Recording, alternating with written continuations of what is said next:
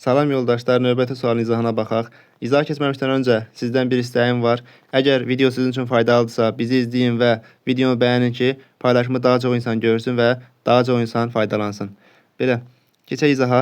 Tabeis mürəkkəb cümlənin birinin tərkibində birdən çox bağlayıcı olsa da, onlardan yalnız biri tərkib hissələrini bağlayıb.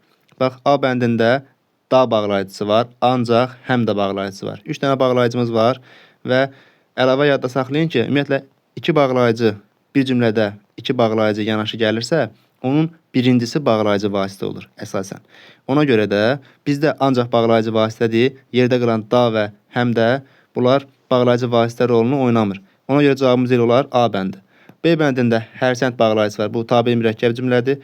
C bəndində lakin və həm də bağlayıcısı var. Burada bu bağlayıcılar tabesiz mürəkkəb cümlənin tərəflərini bağlamır. Ona görə bizim şərtimizi ödəməz.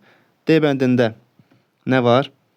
D bəndində ondan ötürü ki, burada tabe mürəkkəb cümlədir. Bu da bizim şərtimizi ödəməz. Bizdən tabeis mürəkkəb cümləni istəyir. E bəndində deyirlər. Bu tabe mürəkkəb cümlədir. Deyirlər nəyi? Sual çıxır. Demək nədir? Tamamlıq budaq cümləsidir. Tabe mürəkkəb cümlədir. Ona görə bizim şərtimizi ödəməz. Cavabımız olar A bəndi.